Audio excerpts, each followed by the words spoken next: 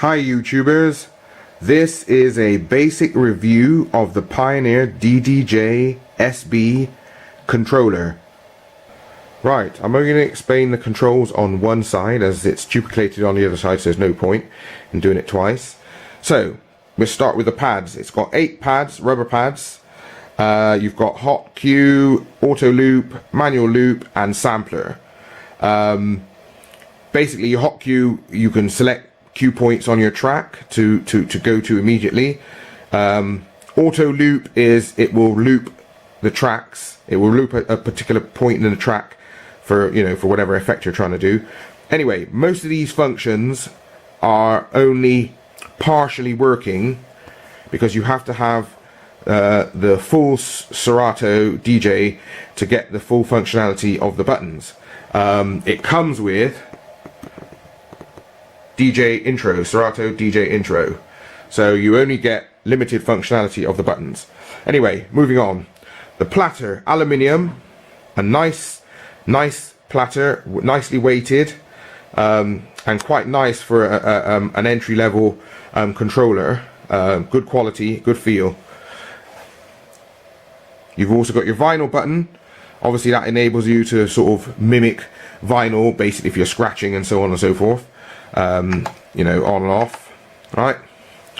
Key lock, so that you can lock the songs in the same key. Then your tempo slider, right up there. Obviously to sort of if you're mixing to get the sort of BPM to a similar sort of speed. I'm just going to put something on a second so you can hear the effects. At the top we have the effects buttons. So you press that and this knob here will give you, there you go.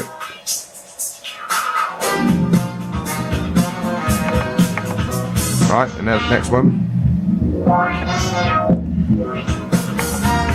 And the next, and the last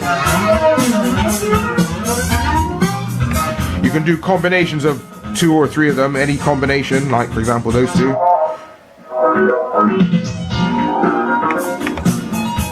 Okay, right, moving on to the middle. You've got your level controls, obviously.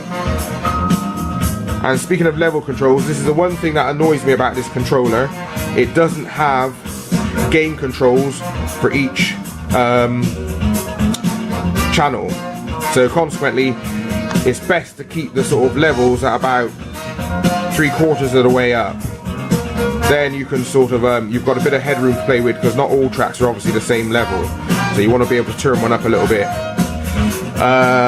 You've got your filter.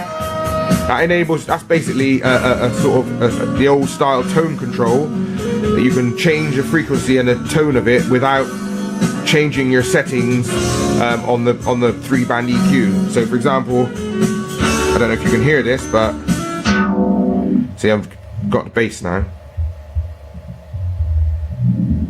And you turn it around, treble, it's taking out all the bass.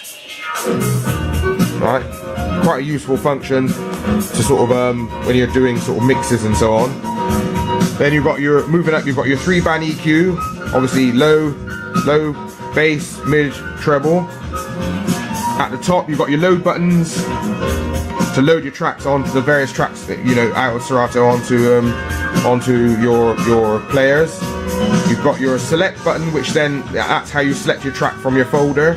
You press a button to select and then turn it to move the as you see there, turn the button and it then does that. You can select your track.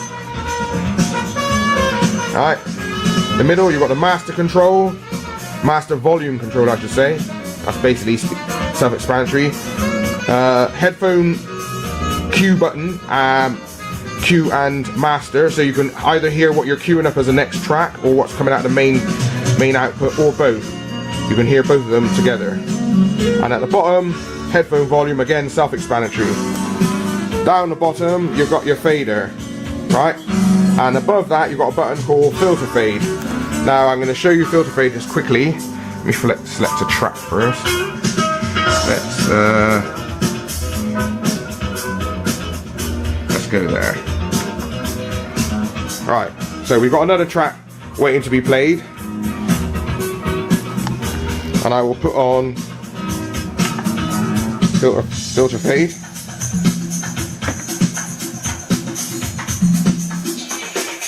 You can hear the bass frequencies are coming out of the left, are now being reduced out of the left hand channel.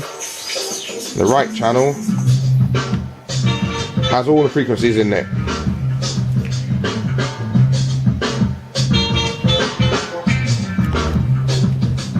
This controller retails for about £199. I got mine for £179, but they ran about £199. This is Alex.A. Practice and enjoy.